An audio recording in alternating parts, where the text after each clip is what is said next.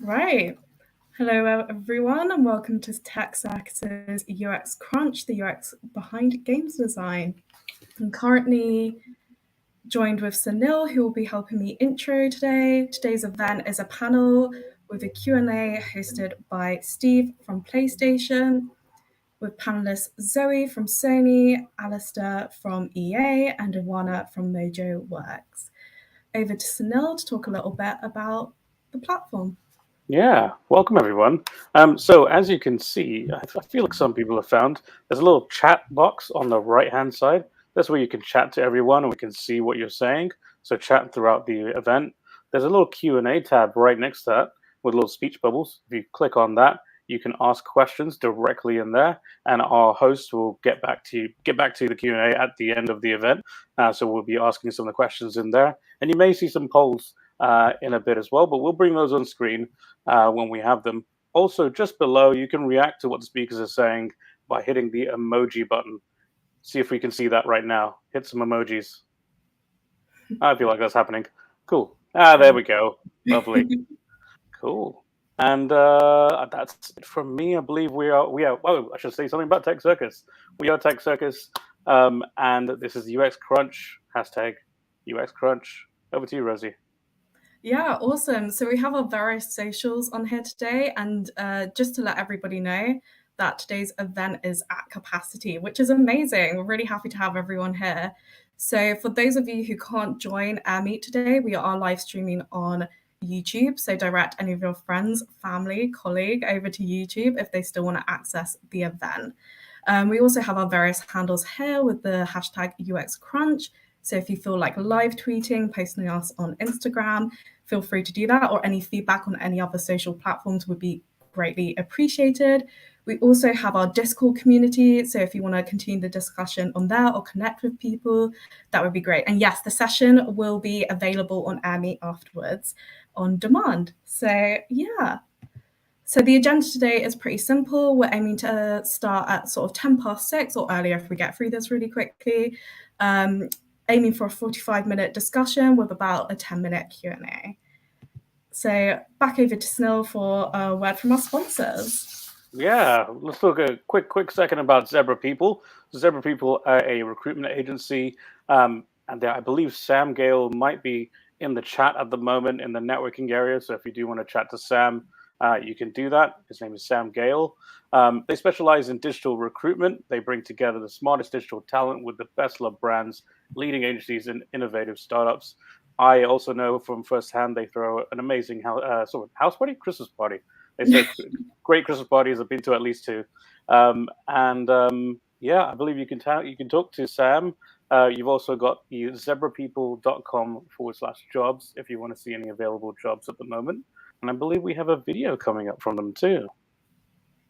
And there it is. We're Zebra People, London's leading digital product recruitment consultancy. We're proud to work with the smartest talent, best loved brands, agencies, and startups. We're a team of experts recruiting for UX, design, tech, and product management. Honest, knowledgeable consultants with deep industry knowledge who actively listen to your requirements. Building long-term relationships with our clients and candidates is why we enjoy what we do and why we get 1/3 of our candidates and 2/3 of our clients through referrals. We have partnered with clients and candidates to identify skills and knowledge gaps. We have then delivered conferences, workshops, and training hosted by industry experts and events organisations just like Tech Circus. Head to zebrapeople.com to find out more about our open vacancies. Awesome. Oh, thank you, Zebra People, for that.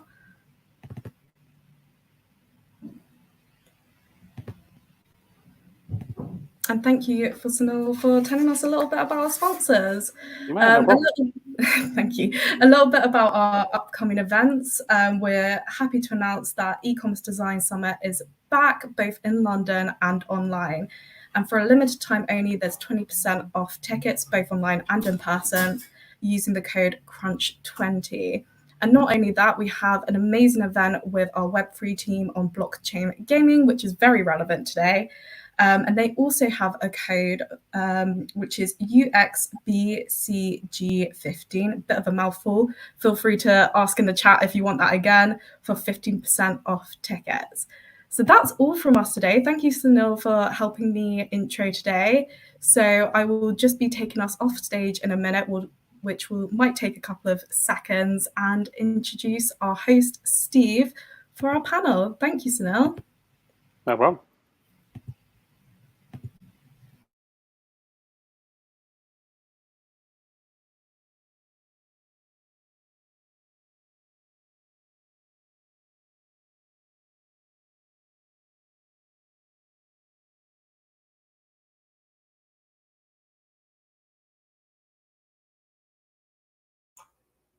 All right.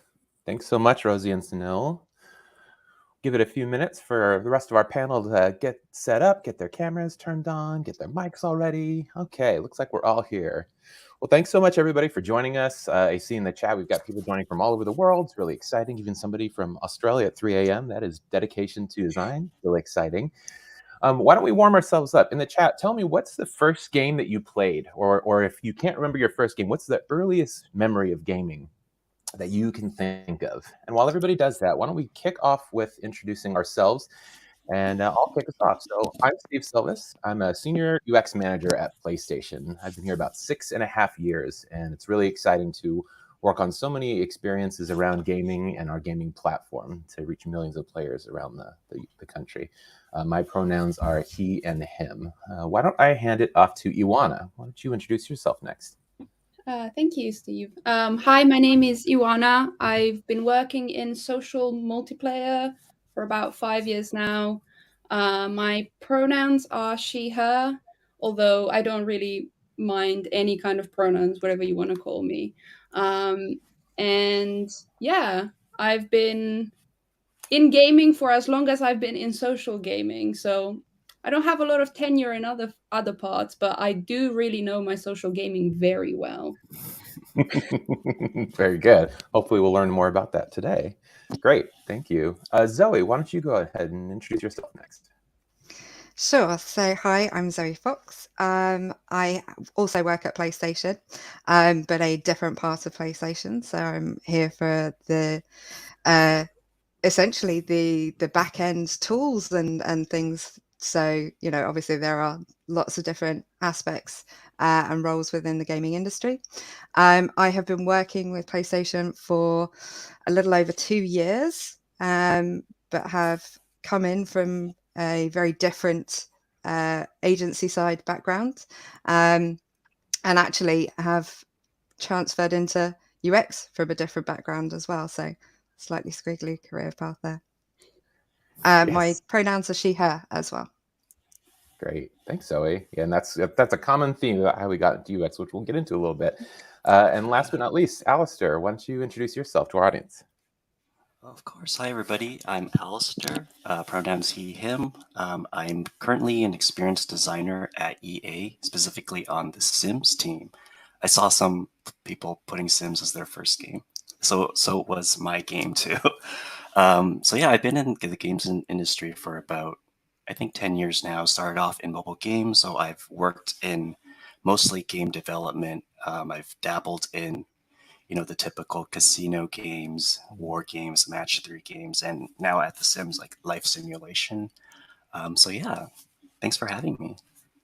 Awesome. Well, welcome to all of our audience, and thank you so much to our panelists. So we asked, what was your earliest gaming memory of the first game that you played? I see a lot of variation in the chat. Things is back as far as I see Quake on MS-DOS, I see Mario, I see some Dragon Ball games, Animal Crossing. What about our panelists? Alistair, why don't you first start? I think you said, was The Sims your first game that you played? It was one of the first games, but I do remember a memory of, I remember being at my uncle's place, and he had the MS-DOS, the computers with like the giant monitors.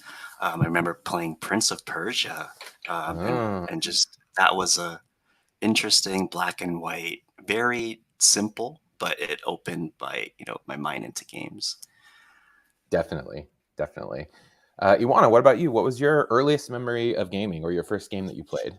Oh, that's very interesting. So, because I come from Eastern Europe, we didn't have a whole lot of true consoles to buy. So I remember there is this console that was basically the NES, but it looked like a Sega Mega Drive on the outside because it was like a counterfeit version that they called the Terminator 2. And it had the whole like pistol that the NES had, and I remember Yeah. playing a lot of Duck Hunt, and I don't remember what the one with the shooting in the Wild West was, but those are very vivid in my mind. So Core yeah. memories. That's great. Yeah, core memory for sure. Looks like some people in the chat are relating. Somebody says maybe it's the Pegasus console. I don't know. Yes, it's called the BS500 AS. Oh, okay. Available in Eastern Europe and Southern Europe, if I remember. I actually wrote part of my thesis on this. So Wow. Oh, wow. That's awesome. Great. And Zoe, what about you? What was the first game you played or your earliest memory of gaming? So I'm really going to show my age here. This is so bad. But Frogger on the Commodore VIC-20, believe it or not. Yeah. That was definitely my earliest memory of gaming. But I think actually, same as Ioana, I played a lot of Point Blank at an arcade. And I do actually remember just loving the Sega Game Gear. When I was younger and having a friend who had a Sega Game Gear, and I used to steal that and just play it until the batteries ran out. So I wasn't popular, but yeah, some really old ones in there. That's awesome. I'm the same. I'm with you, Zoe. The first game I can remember playing is Ghostbusters on the Commodore 64, having to put that big floppy disk in there, type in the loading command, pressing enter, and then listening for the for the floppy to load. Oh man, we're so lucky. That took forever to load. I know, we're so spoiled. We're so spoiled these days with instant load times on games. We're so spoiled. Great. Well, Les, just to give us one more little piece of warm-up thing here, just to kind of get us going into the conversation, I'd like each of our panelists to maybe tell us like one thing that maybe isn't on their LinkedIn profile about them, just so the audience can get a little bit more of a flavor about you. So why don't we start with Ioana? Why don't you start first? What is not on my? This is very difficult because I talk a lot about myself. So, but I think one of the things that I somehow didn't make it to my LinkedIn, but I never shut up about is how much I love giant monster movies. And especially like older stuff, like from the 60s, like full on like men in rubber suits kind of situation. I have an unholy fascinations with those things. I absolutely love them. I think they're great. Amazing. Well, and that theme plays into a lot of games too. So have you played any of the giant monster games?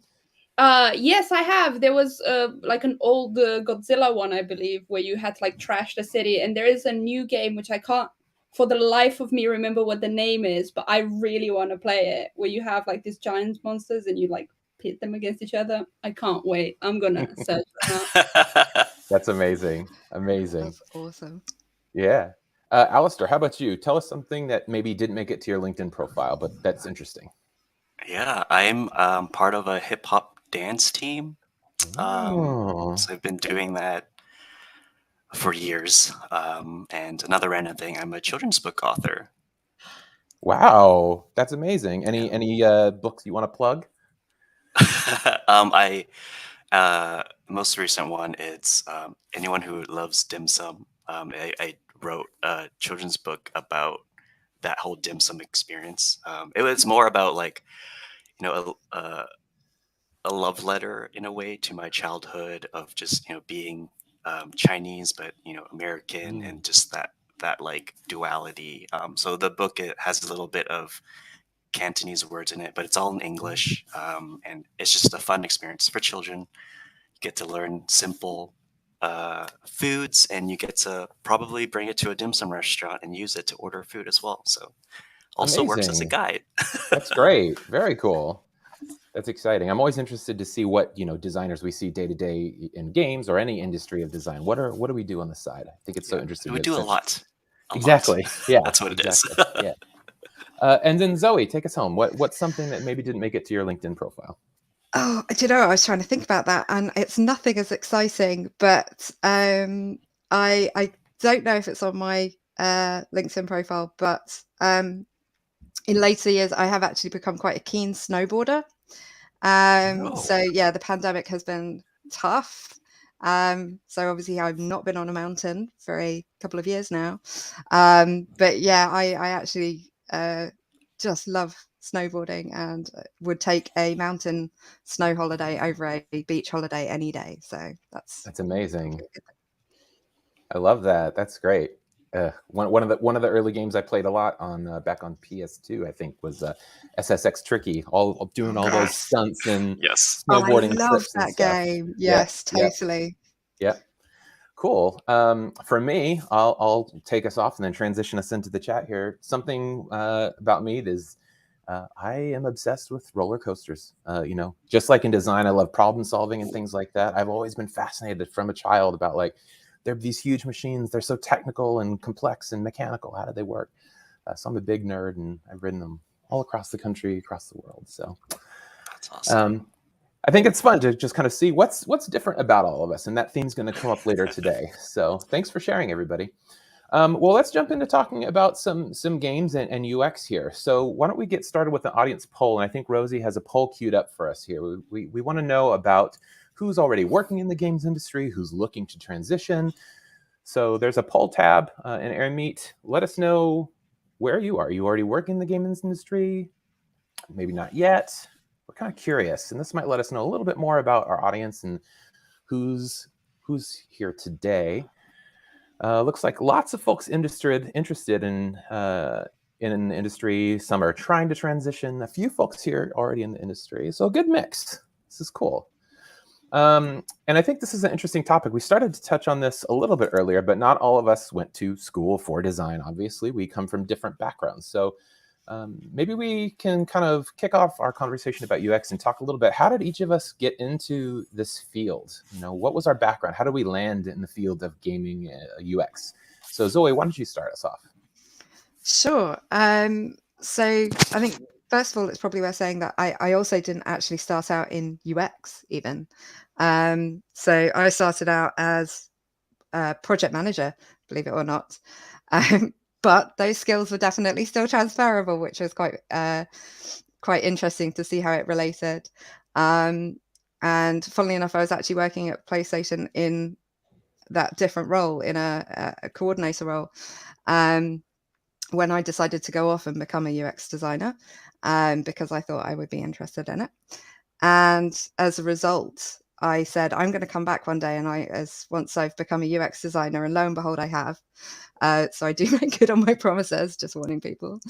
But I think it was very much a case of I knew that I had a love of the games industry. So I went off, learned my craft, loved UX, and really just wanted to put the two back together again.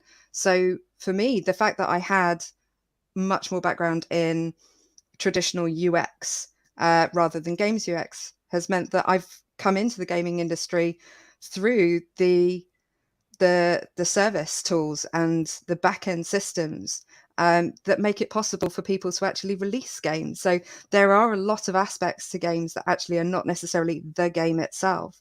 Mm-hmm. And it means that I'm fully involved in the games industry. And I have to still have an understanding of the games industry, how a game is released, how it's built, how it's designed. But I get to see all of it. So, I mean, that's how I made it in that sense. And it's kind of good to highlight that there are those aspects to it as well. Yeah. Interesting. Yeah. And I think that's really interesting that you mentioned like taking your UX experience and now working on the back end of games. That's something that we'll get into a little bit later, sort of like how about the business of games design as well as just the fun aspects of it too. Alistair, what about you? How did you get into gaming UX? Yeah, so I guess back in my day, when in school, I don't think we ever had a UX or UI specific, education that you could take, or even anything games related. When I started, I was a graphic designer, but mainly specialized in print design.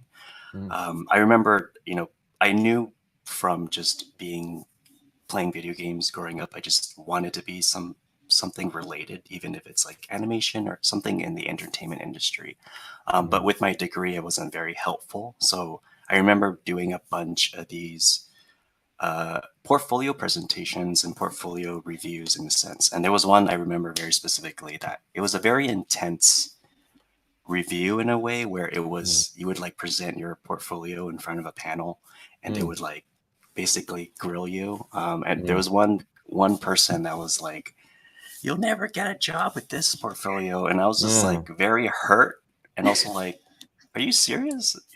But it in a way it basically, lit a fire under my butt. And I, redid my portfolio. I, cold messaged a bunch of people on LinkedIn, just be like, "What do you do?" And landed actually a few internships.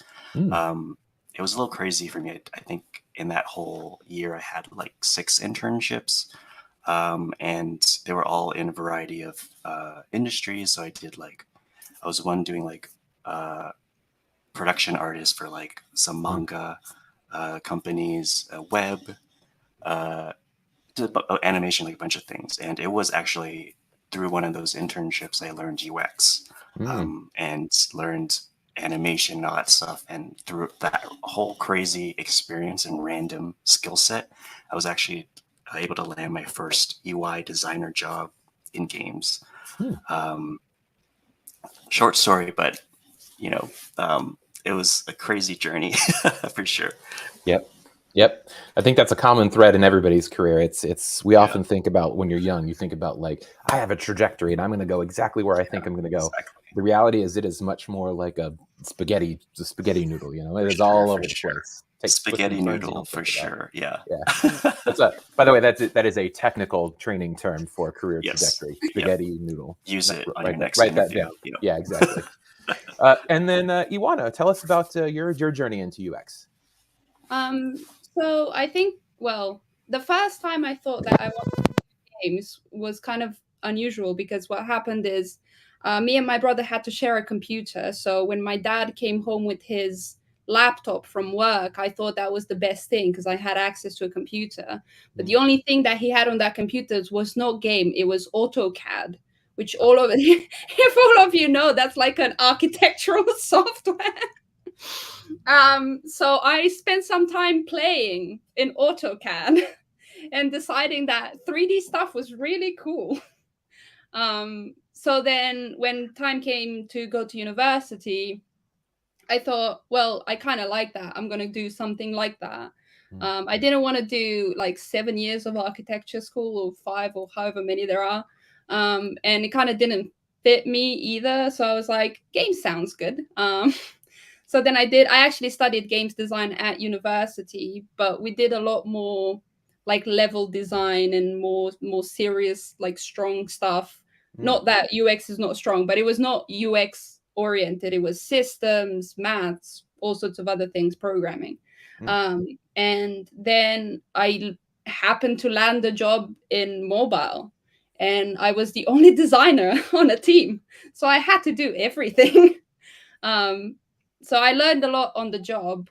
I also had a great mentor, my senior designer, Kate, who she came from a UX background from apps. So I learned a lot from her and just like doing it. And to be honest, stealing from other apps, like really looking at them, seeing what they're doing and doing something similar but different that suits what we're doing. Everything's a remix after all. So yeah, that was kind of my story. It started with architectural software for some reason. It's so interesting, isn't it? And I feel like that's something I see as a commonality between a lot of designers is we learn by doing, we learn by exploring, because even in our regular careers, that's a lot of what we do. We try something, we test it, it fails, we try something else, we keep trying it until we get it right. So I think that's an interesting idea that a lot of us do that from a young age, even if it's not in games, but we transition to games from that. And you mentioned mentorship, and I think that's a big part in a lot of the careers of designers. I'm curious for you. You mentioned you had a senior designer that was your mentor at one point. Was that something that started up like formally? Was it a mentorship program? Did it just sort of organically happen? We were working for the same company, so she was my mentor inside the company. She was a senior designer at the same company that I still work for, and at the time we worked together. We no longer work together, but that's besides the point. So something that she was very good at is she stressed the idea that even though we're making entertainment, it's still like a product, and it has to be thought about it as a product because the experience has to be friendly in order to be enjoyed. So yeah, I think she was very right. She also taught me some very basic stuff, which is don't try to make buttons unless you have a layout, and all of those really basic things that no one taught me before. Like I knew how to do a level design, but I had no idea how to arrange buttons on a screen. I have no idea. So yeah, but now there's so many mentorships that you get to do. In the UK, there is this one called oh my god, I'm missing it. Limit Break. Limit Break is very good, and it matches you with people who volunteer to be mentors. And obviously, you choose what kind of stuff you're interested in. They find people that match your ability, and you can talk to them about your work stuff. You can talk to them about change of career. You can do whatever you want. So there's many mentorships sources that you can get, but also the people you work with are such a valuable resource. It's incredible. Yeah. That's a great tip. Thank you for the tip about the resource online in the UK, and I totally agree with you. Like looking to people that you already work with. If you find somebody that you admire, if you see skills in them that you'd like to improve on yourself, don't be afraid. Reach out, have that conversation. It doesn't have to be a big formal thing. Just feel free to doesn't hurt to just ask questions. You could even start it by just saying, can I talk to you for a little bit and ask some questions? Can I get 30 minutes? Can we go to coffee? That could be the beginning of mentorship for a lot of people. I'm curious too with Zoe and Alistair, how much did mentorship play into your career trajectory into games design? Was that impactful for you in your careers? Whoever would like to jump in, start. I can leap in there actually. So yes, in a slightly sort of interesting way. So actually how I transitioned to UX design in the first place was off the back of essentially reaching out to a friend of the family who was doing UX and saying, I think I'm interested and I think I might be okay at this. Can you tell me a bit about what you do? And as a result of that, he got me some work experience, and only a couple of days work experience, but that was what started me into UX in the first place. And it has meant that actually having that experience and having something like that be so pivotal of just reaching out to someone and saying, I think I'm interested in what you do. Can you tell me a bit more about it? Has meant that actually I've continued to do that. So in PlayStation, when I was first working in PlayStation, I was also reaching out to a very cool senior member of staff and saying to her, look, this is something I want to stay in. I think, this is an industry I'm actually finding I really love. And, stayed in touch with her when I went off to become a UX designer, and looking actually, now doing some more mentoring, because it's so useful, I think, to have somebody just who's had those kind of experiences and can guide you in things that you don't know necessarily, like you're saying about the layout of buttons on screens. So it's been pivotal actually, in its own more informal way. It's not ever been written down and been like, I would like you to be my mentor, but Right. it's always been there. Yeah. And what about you, Alistair? Does that resonate with you as well? For sure, yeah. I agree with what everyone's saying here. I think one of the biggest things for me was not just helping me with the trajectory of like my career, but also confidence for me. I think a lot of it when you're transitioning into something new, into something unknown, you feel like it's very risky, very scary, and having that mentor there being like, it's okay, breathe. Like, you have the skills to back it up. You just need to get there. And I think that was very helpful for me early in my career. Just in a way, like, I know me personally, the voice in my head is very bad to myself, right? And it's like having that person being like, don't listen to that voice. Listen, to, like, you have almost evidence to prove that you are capable of, what you want in your career. And that was like a very pivotal moment for me. Just like, okay, I feel like now I still sometimes struggle with imposter syndrome, but like, hence I still have a mentor. But like, it's very nice to have someone to talk to, even if it's not work related, right? It could be work, venting even, stuff like that. And I agree with you, Steve. Earlier, you said it's so easy now. I think because mostly everything is remote now. You can just bug people on LinkedIn. I get tons of messages now on LinkedIn, and I remember when I was younger, that's what I would be doing, just like a very personable message on LinkedIn. It's like, hey, I stalked your portfolio. This project looks really cool. Can you tell me a little bit about it? And I'll be like, yes, I love talking about myself, right? Yeah. And then those are like great ways to break the barrier there, to just talk to people. Yeah, I agree. And I think that's a great tip about, like, you just use your words, like, I love to talk about myself. I feel like that is a theme that, like, it's not a matter of being egotistical. It's just people love to explain how they did things. And so that can be a great way to break into a mentorship, even if it's not formal. Just like pick something like, I would love to hear how you did this. I would love to hear how you do that kind of a thing. It's great ideas. We have some questions in the chat too about how can designers get into like the UX industry. So I'm kind of curious from our panel, what kind of advice might you give somebody either early in their career or perhaps trying to transition into games design, as we've talked about? Each of us have done that too. What kind of advice would you give to somebody that's looking to get into games design? Ooh, that's an interesting one. I can start to give you guys some time to think and respond here. One thing. No, please go ahead. If you want to jump in, go for it. That's fine. I was thinking that one of the things that helped me out the most is that I actually did try absolutely everything. Even if it was for a short amount of time, I tried not to discard anything as being not my thing, even though I have some impediments. So I am dyslexic, like heavily dyslexic, which makes my life a little bit more difficult. And especially with like alignment left and right, you would think UX is not going to be my thing.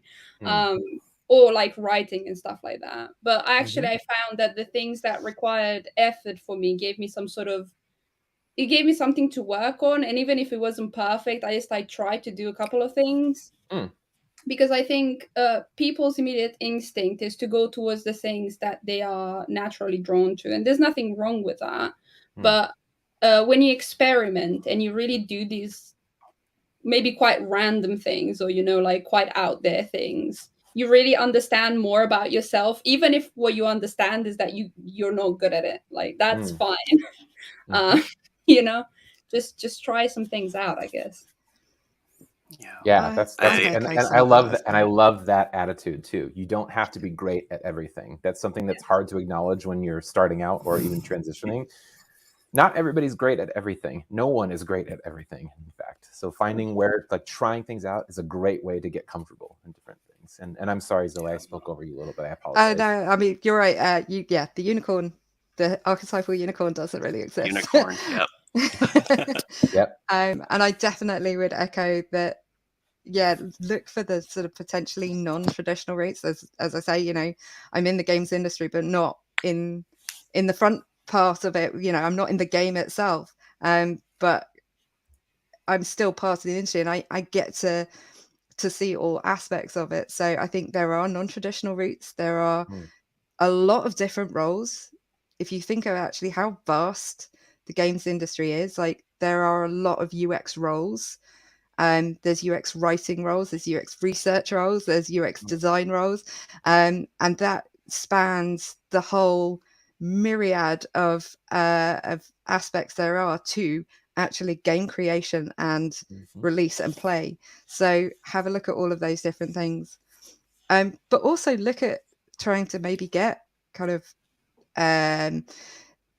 like work experience. I've also done things to pad out my CV and my experience, my portfolio, by doing like a game jam with friends. So some of the stuff is actually the little things that you can do that are actually really fun as well, just in your own free time. And that can make all the difference as well to how you're seen. But certainly sort of don't rule out the different kind of roles, I think, as Irana say. Yeah, I think for me, I think a good tip is that game UX is still UX. So like if you think about it that way, if once you have your UX foundation skills set, all you really have is the game part of it, and play a lot of games, right? Like that's a good way to start.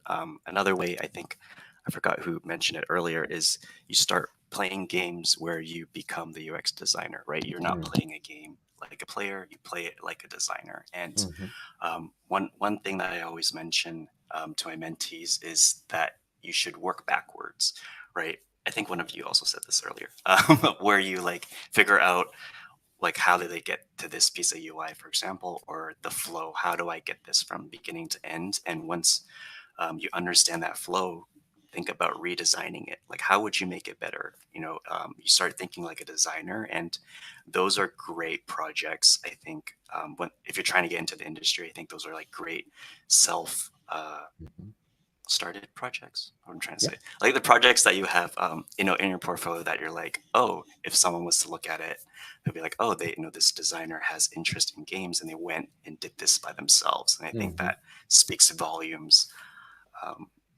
when you're trying to get into the industry. So. Yeah, I think that's a really interesting idea, Alistair. I like a couple of things that you said that really resonate with me, and I think you're absolutely right. Like, games UX is still UX. Same kind of principles as any other industry. A user or a business has a need. You need them to accomplish or do something or increase or decrease something. And you're still trying to do that with our traditional UX principles. There might be some nuance in a game that might be different elsewhere. Like games have like a sort of like a loop UX where you're trying to get them into a loop to do a thing. But overall, the principles are the same. And I think if I might give some advice here too, is something I talk to mentees about quite a lot is, don't just put your portfolio out there and expect everybody to just like understand how that applies to the job that you're trying to get. When put your designer hat on in the seat of the company that you want to work for. Pretend you're the hiring manager. If they don't know anything about that project and they have to blindly look at it on your portfolio, how can they understand what was your role in that? What was the skill set? How is that skill set going to apply to the work that they have? And so I think that's where it's really important. It doesn't mean that you must have gaming industry experience to work in the gaming industry, but it's important to show like, how are those skill sets going to apply? How did you learn and pivot and change and iterate on that project so that different companies can see how are you going to bring that kind of thing to their teams and see how that can flourish in the games industry as well. Okay, great. Those are great tips from everybody. I want to check our chat here too. There's been a lot of talk about different kind of things that we actually do day to day. A lot of talk about software and some of the tools of the trade. So since that's kind of a topic that's been bubbling up in the chat here a little bit, maybe we can speak to that. Let's start with Ioana, since you've been kind of interacting in the chat a little bit. What kind of tools or software do you use when you're designing games? This is the thing, because it's not just one tool, right? There's the talk of the supremacy. To be honest, the best tool you have is pen and paper. That's the best tool I have. My favorite thing is to have like little pieces of washi tape to put on a screen, because then I can move them around without having to redraw. Pro tip. Pro tip for sure. But yeah, I've tried many things across time. I think at some point, because what we do is we can't separate the game part from the experience part. They're kind of together. Mm-hmm. So then I personally find tools like Adobe XD a little bit difficult because you have to like author the things beforehand. And for me, it's much more, I want to see how things flow. I want to change a couple of things on the screen. So I used to use Proto.io, which is a pretty solid tool. And it has a lot of different, well, it has quite a lot of ability to do things on the spot and some kind of pretty strong, interesting, like like booleans and stuff like that. You can get pretty complicated with it.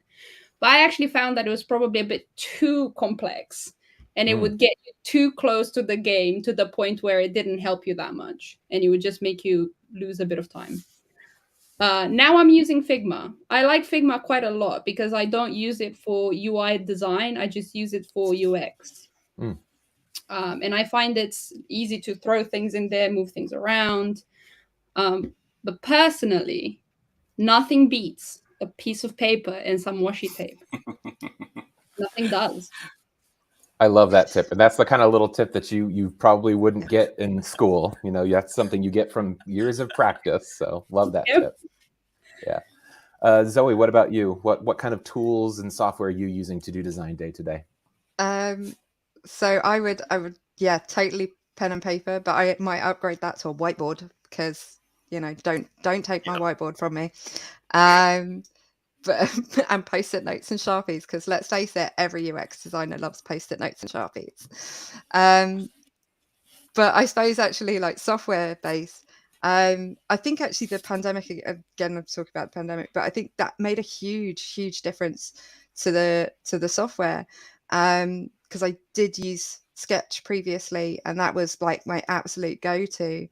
But Figma has just been immense for being able to work with other people, and FigJam boards have been absolutely brilliant, and they are perfect for doing like any UX strategy pieces. Like you say, you're not necessarily using them for just UI design, but you're actually just using them for all of your work.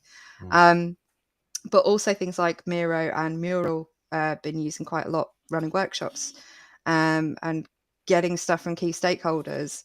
It's just been, those are kind of some of my go-tos. I'd say probably Miro and Figma primarily for me. Nice. Yeah. And I love that you touched on the idea that like those tools have changed as we have changed the way that we work over the pandemic too. I think that's something that is important to keep in mind too, is like, don't get comfortable with one tool. Yep. Tools are going to change, you know, like pen and paper, always going to be there, or a whiteboard if you're Zoe, but the software will always change too. Alistair, what about you? What are your tools of the trade? Yeah, very similar to everybody, obviously. I do have a stack of Post-its, which I'm not going to show you because it's a mess.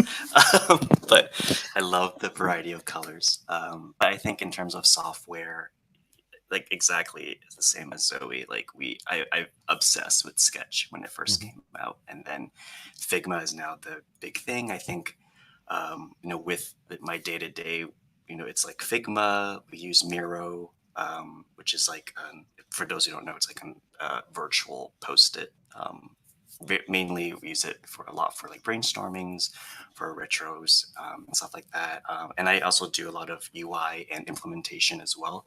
So in that front, we use Photoshop because a lot of our UI can be pretty illustrative.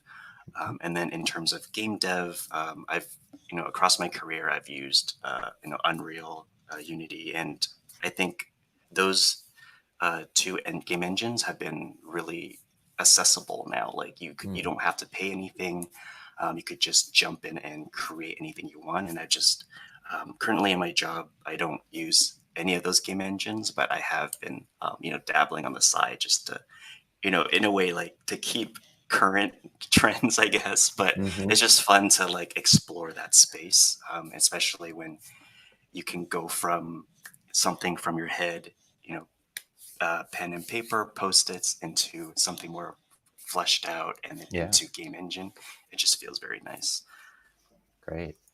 Yeah, it's interesting because there's definitely some similarities between everybody here still after years using pen and paper to get ideas out. and then gravitating towards some things. I heard Figma, I heard Miro, but still a diversity of tools, which I think is really interesting. Which is a great segue into the next topic that we wanted to talk about today, which is sort of diversity in UX design. And I think something that's really interesting about the gaming industry is that gaming is really different for different people. Gaming means a lot of different things to different people. Like today we're talking mostly about video games, but it could be tabletop games, and then when you get into video games, it could be traditional consoles that we've had for years. It could be mobile, could be desktop, could be web-based, lots of different things. So I'm kind of curious, like, what do we think about designing for different audiences in gaming, and how has that impacted your kind of day-to-day, or maybe there's a story that you might want to tell. Ioana, why don't we start with you? Yeah, so this is kind of an interesting one for me because, as I mentioned, I studied quite hardcore gaming initially. And then I got this job where we were working on social games. And social games are very, very broad audience. Most of these people would not even call themselves gamers.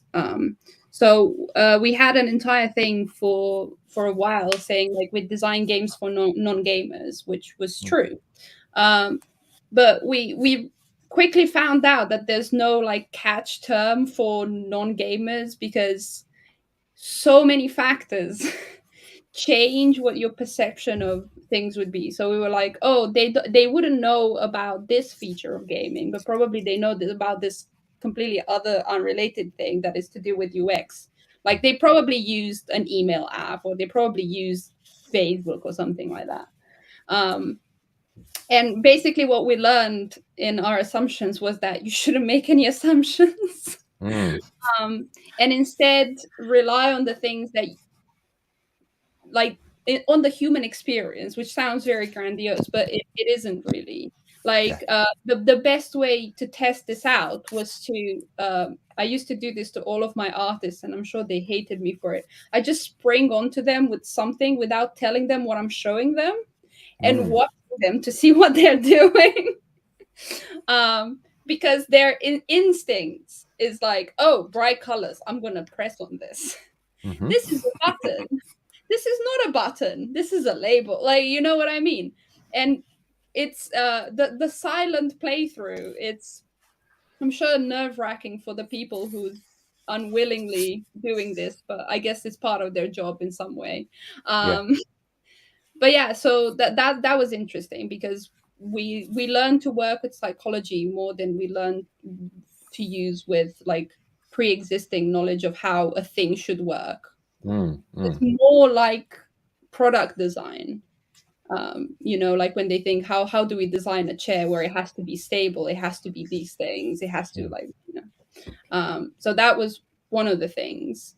Another thing that we did was when we were looking at different audiences from different countries, which, as you might expect, they have vastly different experiences across cultures. We did polling and we asked for help. So because we're working with Snapchat has teams across the world. So what we did is we worked with those teams to both reach out to the people who were using the games in their region and find out kind of what they were wanting from the product and how they were using the product, but also just like hear from them what they think this should be and what it's appropriate to say. I remember we worked because we made a cooking game, a time management cooking game.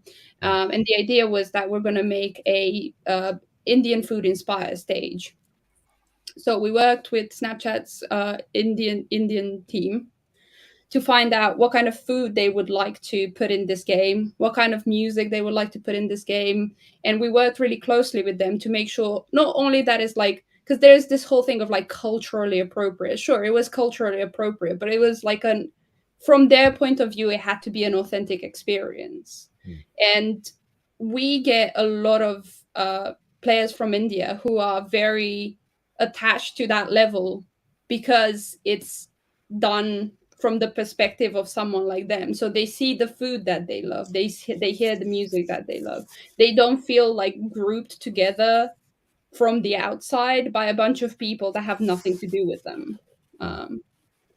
So that I think that is a bit broader than just the UX, but it is part of the UX, is the whole experience of the game and Yep. how people take it in these different scenarios. So yeah, that's totally true. I feel like that's something that we've experienced at PlayStation over the years too, and I'm sure any company is just like things that you design for one audience may not resonate exactly the same. So you might have to like investigate and tweak and see, or maybe even make little variations that makes more sense for one audience than the other, so that everybody's getting the same great experience. I love that. exactly. Alistair, I know you have kind of a story about diversity in UX too. Do you want to go ahead and talk about that? Of course, yeah.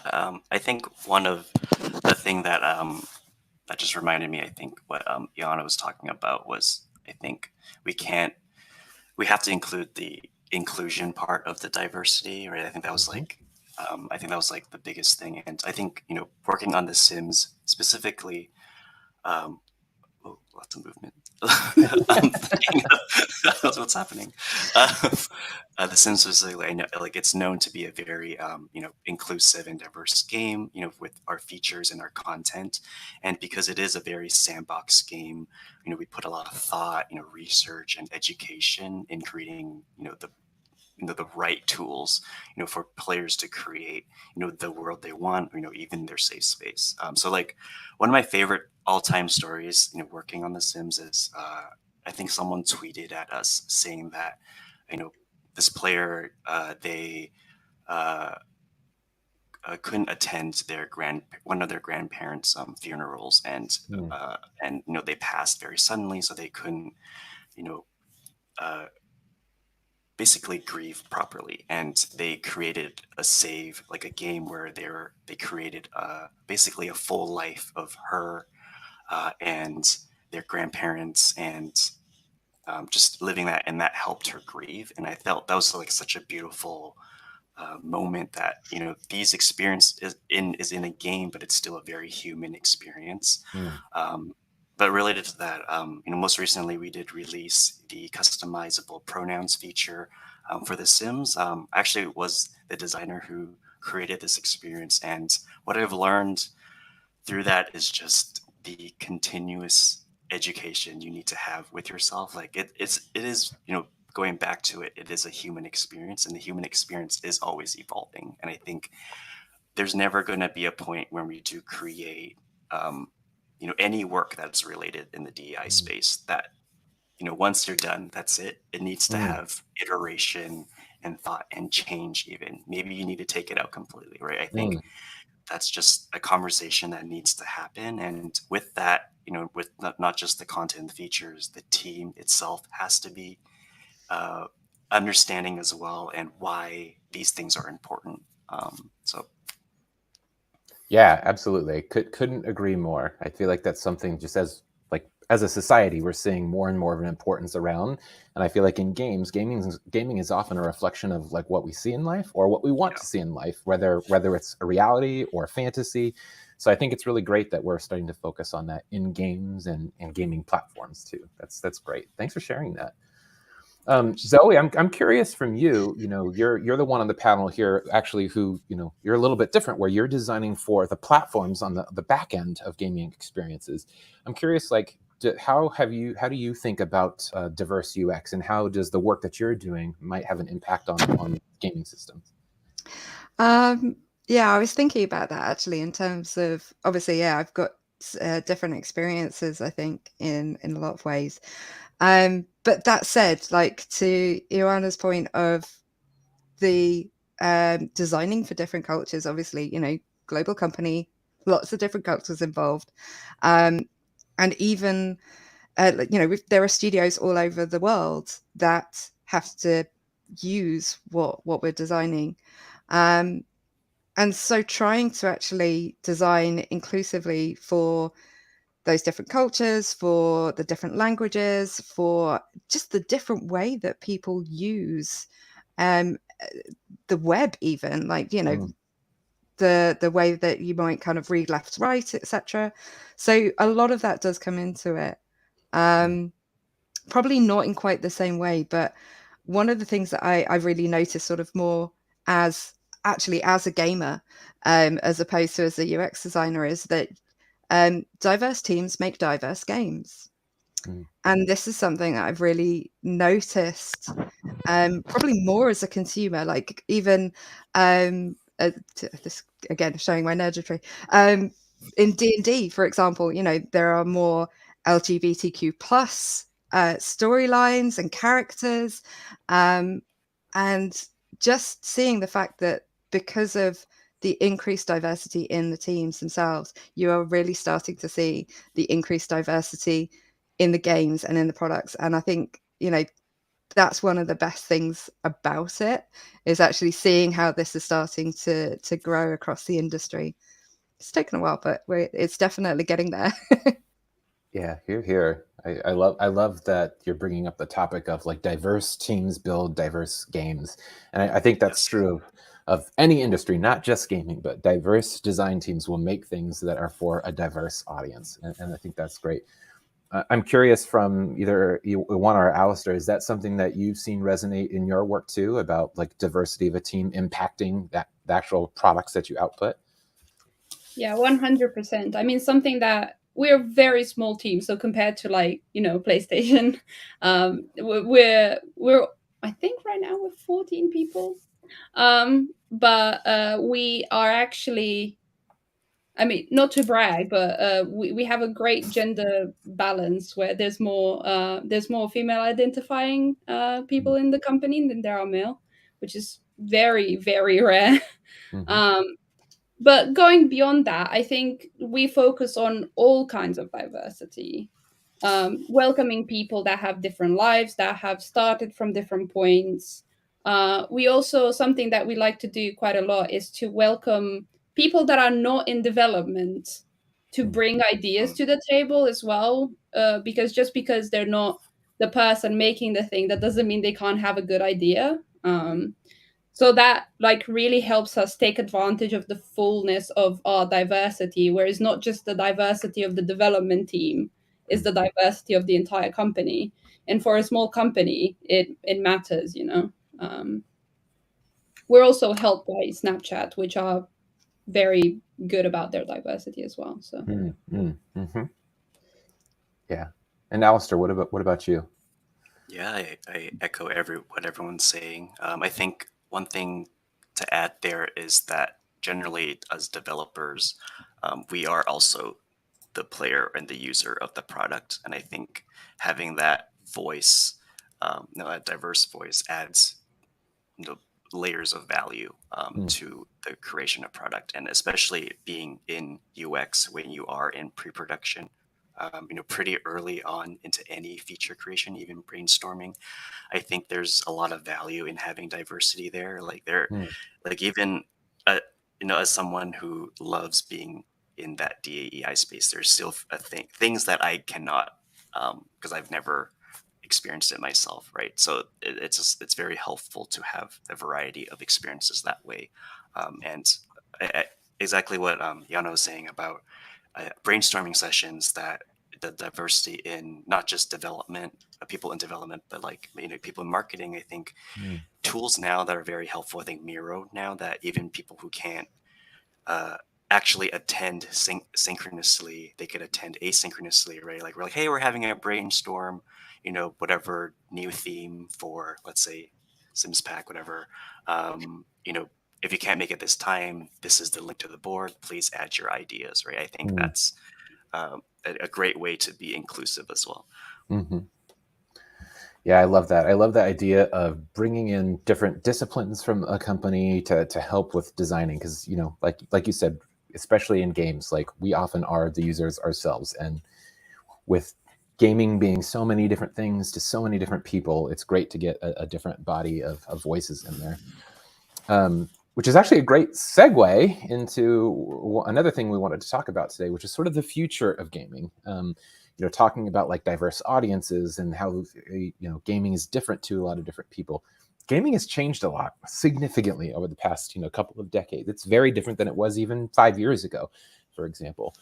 So I'm kind of curious, like, how do we feel about the way that the games industry has changed and where we're going? And Ioana, since you kind of work in mobile gaming, why don't you start us off?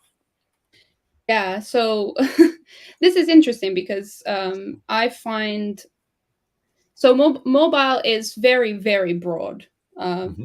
I think mobile has one of those things that it's one of my favorite statistics. There's more women over 40 playing video games than there are teenage boys. I think that's what it is. But the kind of stuff, because specifically because I work with gaming experiences in Snapchat. What we have is a lot of a lot of Gen Z and Gen Alpha, because obviously to be on Snapchat you have to be 13 and above. Obviously, we know how that is. Sometimes they're even younger than 13. Um, but yeah, so observing their behavior towards games, it's actually very interesting. And actually being a very pretty avid user of TikTok myself, I can kind of see through the eyes of the user um, how they behave on the newer social media. So TikTok is one of them, Snapchat is also one of them. And something that I find with them is that they feel like all of these experiences are a lot more. They're not going to be pinned down for too long, if that makes any sense. Like they might come back to the thing like 15, 30 times a day, but you're not going to keep them in there for 2 hours in a row unless they are expecting it, because that's also a thing. Like, is the expectation that I have to sit down and to enjoy this product, I'm going to go for the next 2 hours. But you can see that even with things like TV and film, TV is very like a lot more popular now because of the how accessible it is, but also because of the what I like to call like the snackability of it. So my thought on that is that the future of games and UX is something that can be put down at any time. You pick it up, you put it down at any time. I come home, I have 5 minutes to play a game. I want to play a game. If it takes 5 minutes to turn on my console, I'm not gonna do it. Um, because the biggest part of UX is that we don't force people to do what we want to do. We design it around their lives, and different people have different lives. And this is why mobile became so popular, because it fit around more people's lives. You didn't need a bespoke thing to play these games. You didn't need half an hour to play a game, which allowed a lot of people that maybe never thought about gaming to try gaming. And they wouldn't call themselves gamers again, but that doesn't really matter. As long as they're playing the game, they are a gamer. Yeah, so. Definitely. Yeah, I think that's really interesting about like who identifies as a gamer, even though we all play games. That's really interesting. Alistair, have you seen like a similar trends or different trends like at your time at EA or in your career in general, like how gamers or the game, what their needs are changing over time? Yeah, I think in general, like if you're familiar with The Sims, we do come up with packs every few years, months. Let's just say that. And I think the themes generally are starting to change a little bit. I think they're yes, we do have themes of packs that are more related to our previous Sims games, but generally, I feel like the content we are creating, we are trying to, in a way, keep up with what's current. In a way, even with like a lot of our unrelated to game dev, I think our marketing as well.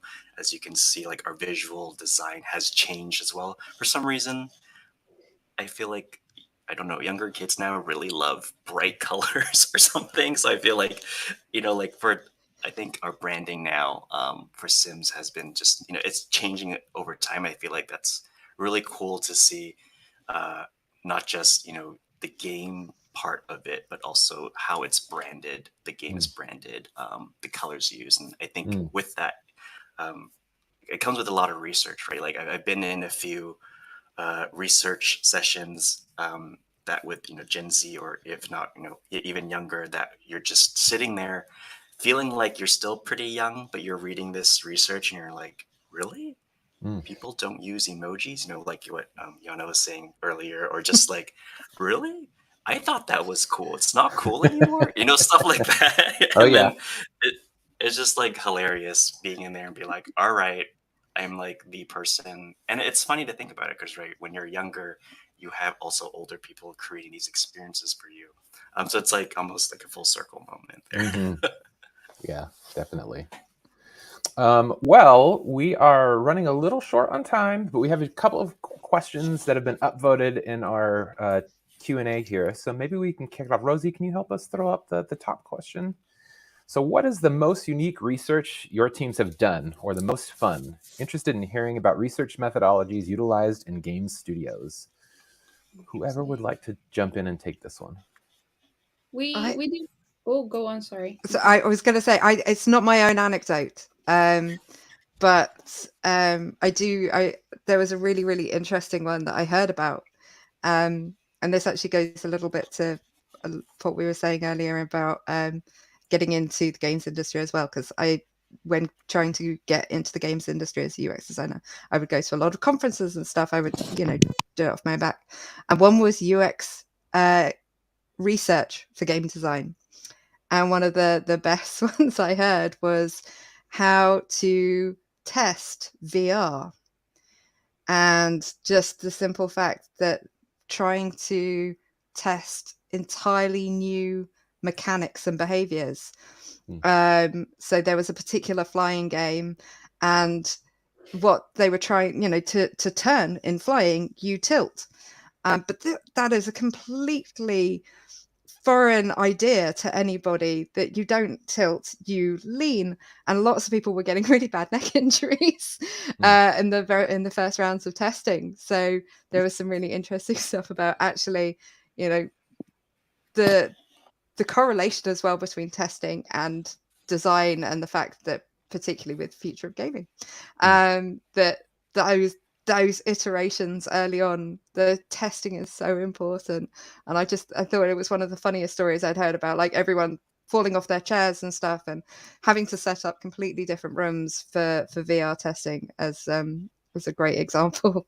Sorry, Joanna, go ahead. I mean, don't be sorry. That's absolutely fantastic. Yeah, that's amazing. No, something that we had, a bit of difficulty with, especially when we started out, is that our games they're multiplayer, and they're, they need multiple people to work. So how do you do that? Because if you get a bunch of testers, like, you can't pair them with another tester. That's not really right. You have to bring two people in that already play together. That's also really difficult. So we had a time when we had to sit down and play with everyone that was user testing, even though we would outsource this stuff. So we would just wait there for them to send us something, and we acted like some sort of bot on the other side that would fulfill. But there was the testing multiplayer game, when you don't have the resource to just have like a load of QA testers that like work together at the same time, and they can coordinate and stuff like that, is actually like really difficult. And it doesn't give you those sort of results anyway. If you're trying to do qualitative research to see how the UX is being received, what are you going to do about it? Again, across time, we've tried many things. Sometimes we would ask people to invite their friends, and sometimes that would work. But you have to really bend and stretch to find a solution for that sort of stuff, because especially when the game is not synchronous in any way, you're waiting for people to reply and like send messages over across and all of that stuff. It's interesting. Indeed. I think maybe something that might be interesting for the audience too, especially since people are trying to learn more about UX in gaming. I think Alistair and Ioana, both of you, I think maybe mentioned earlier in the discussion today, play testing. So maybe can either one of you kind of explain a little bit about like what play testing is for games, and how that might be a little bit different than sort of like traditional user UX research? Right. Yeah. Do you want to go first? No, I mean, go first. I've already been talking for too long. All right. So I think how I think about it is generally there are 3 steps in around 3 steps. I think generally there is. Uh, I like to start off with a concept study, which is more like of the narrative or the wrapper around our system. I think a lot of the layer of game design is the wrapper around it. Like, is there a good story? Is the theme satisfying? Is that what you would expect? You know, those questions. And then after that, we do. I think a lot of people think about games and play testing is they immediately jump into development and game engine, but there's actually a lot of pre-pro prototyping where a lot of it, is exactly could just be paper and pen. We use a lot of Figma for prototypes. Like the typical, I think UX, testing. I think we use the typical, we create everything in wireframe form, because when we're testing at that point, it's mainly the flow and the experience. There's nothing. It doesn't need to be fancy or anything. I know, like, for example, I think The Sims is in a 3D space, but we do fake it a little bit in these prototypes where it is, where we create, let's say, a cube, for example, to be like, just so you know, this is a 3D space, tips like that. And after that, when we do have things in build is when we do bring play testers in to play the build. And generally it's the most buggiest thing ever, but it's a great way to have eyes on it first for people who have not been working on this, for months. Yep. I love that you're touching on the different parts of research, like from a concept and generative all the way through usability testing and play testing. I think that's really interesting. And I think that's something that I talk to my colleagues at PlayStation about a lot, that even though I am a designer and not a dedicated UX researcher, research is often one of the most exciting parts of our job. Yeah, exactly. Like we've recently at PlayStation, we've been, getting back into some in-person usability testing and things like that versus, of course, everybody during the pandemic has had to do lots of remote testing, which is still great. But to me, nothing replaces like being able to sit in that observation booth when the participant is right there and you're actually seeing them react to something that you and your team created. That is so exciting, and good or bad. Like it can definitely go both ways. But seeing that reaction and response to something that you created and you crafted, I think is one of the most exciting and valuable parts of being a designer. Exactly. Yeah. It's funny because sometimes no reaction is a good reaction, because then that means it's good UX. Yep. I was about to say this is one of the things that you look for, because there's only so many ways that people would manifest themselves when they see. They're not going to be like, oh my god, this experience is fantastic. Yeah, I've exactly. never seen such a smooth intro into something. They don't.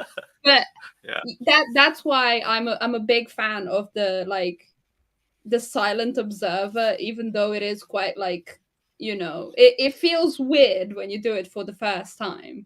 But it's just like sit and watch, or if you can use platforms and then the people explain what they do and you watch them play, and that's actually a little bit easier because you're not there in person. Yep. But it's actually fantastic to just give someone something and be like, use it, and you don't tell them anything about it, because nobody's going to tell your players anything about it. I mean, that's right. You might have tutorial, but like how many people actually read it? Yep. That sort of thing. So it's like how many people read the terms and conditions before they tick the box. For sure. Scroll. Yeah. And tick. Yeah, done. Yeah, absolutely. Let's see. Rosie, do we have time for one more question? If we do, can you throw the next one up? Awesome. Thank you so much. Okay, in case anyone has worked with VR in game UX, do you think it differs from flat screen game UX? And if so, what is your biggest takeaway? And Zoe, you had a great borrowed anecdote about this earlier, but anything else to add maybe? Definitely. Actually, there was a lot of chat about that, because there's some really interesting stuff with testing for VR. I actually chatted a lot to the guys who had been presenting after the conference, and it's some fascinating problems, actually, because you're talking about an immersive experience. So standard moderating goes out the window. So they can't see you. Silent observer, absolutely. But there are times when you do have to break in. So how do you then break in to an immersive experience to moderate some testing? And I think that was just a really unexpected problem to overcome that I hadn't ever thought of. So, I mean, that's, one prime example for how VR is very, very different in terms of research. Yeah, I think I've very briefly worked with VR in like my free time. And something we were trying to do is to replicate the experience of having a VR headset by using 3 phones. I'm not surprised that didn't take on, because it wasn't a good time. That sounds The difficult. idea would be that you had like a phone in your head case, and you would use like a Google, like one of those Google headsets made out of paper, and you had like 2 phones in one hand and another for like the controllers. Wow. Yeah, not a good idea. I mean, maybe a good idea.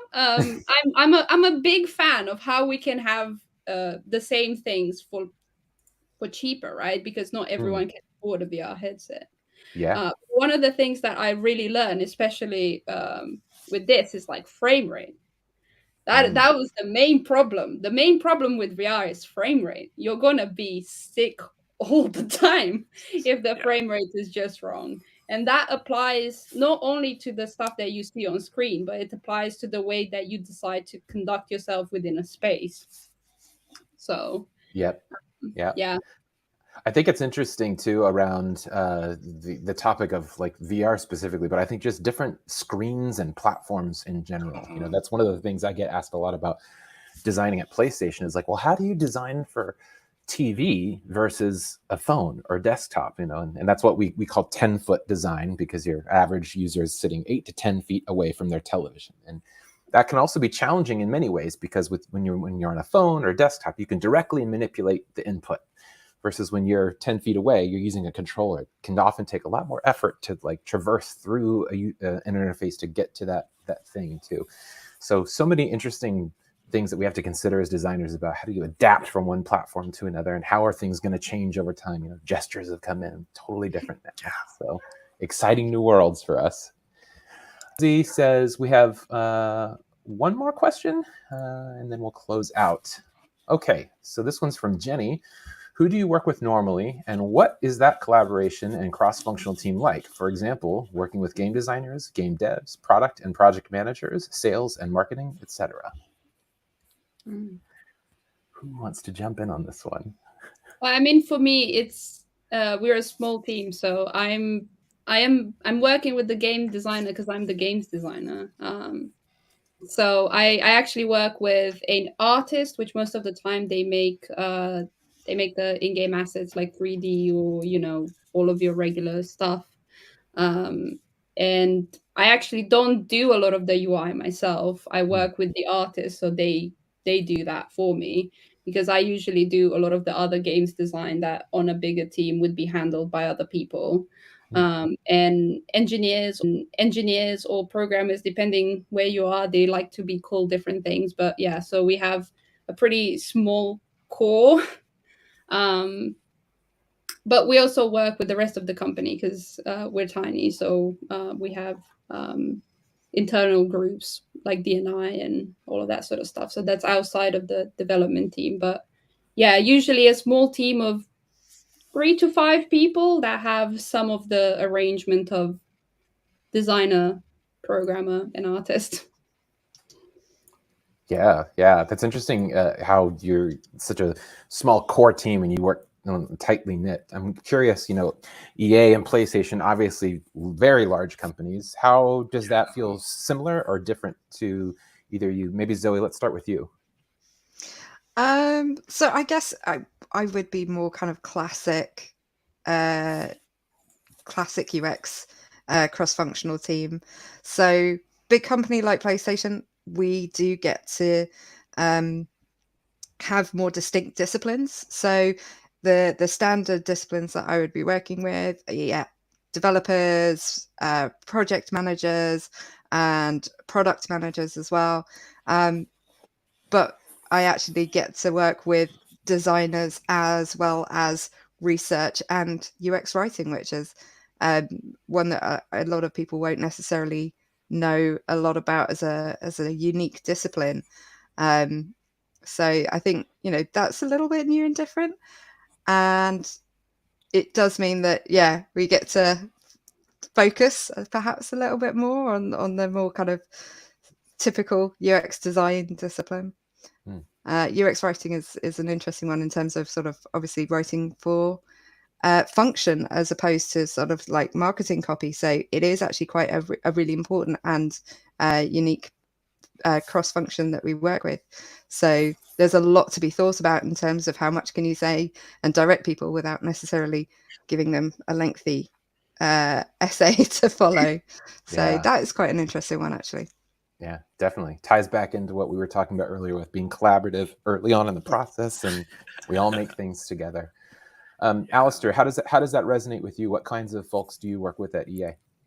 Yeah, so I think it depends on the day-to-day. I think there is always the core dev, team where, me, developers, game designers, that core team. But I think there's also a layer above that, which is more of the business side of things. And I do think that depending on, I think, your comfort with with data, with analytics, with stuff like that, I think this all factors into your decision making in your feature, right? So I feel like a lot of it is gauging your comfort level, but also trying to push your understanding of what other disciplines do, because I do feel like as a UX designer you do have to wear multiple hats, and I do feel like a lot of times we are the bridge to everyone else in a way, right?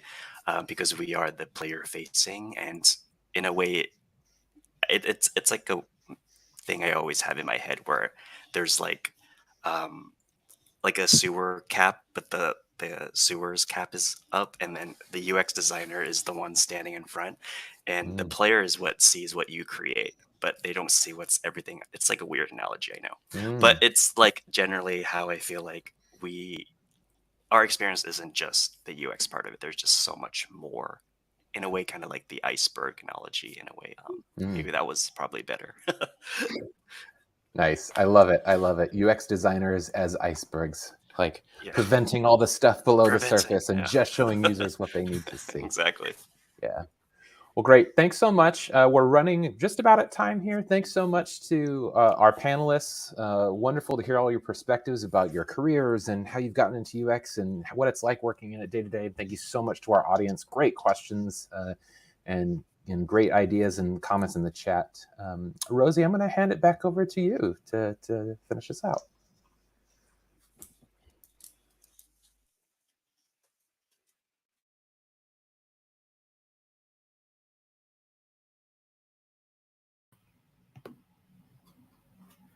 Hi everybody, apologies for the lighting. We've lost a little bit of light here in the UK, but thank you so much for our panelists today.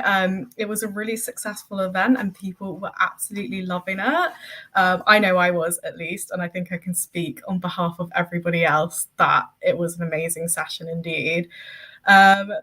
So thank you to our panelists and especially Steve for hosting the event. We will definitely be doing a part 2 and future events on games design. So feel free to head to the Tech Circus website to get onto our mailing list, because that's where you'll find out about all our future events. Just a quick reiteration of e-commerce and design summit, both in London and online in October. And for the blockchain again, blockchain gaming, God, that's a mouthful, event coming up on the 28th of November. Thank you so much. Just checking the chat there. Everybody seems to be loving it. Again, thank you so much, everybody, for joining us. And don't forget, this session will be available on demand afterwards. And I hope the YouTube crew loved it as well. So thank you so much, everybody.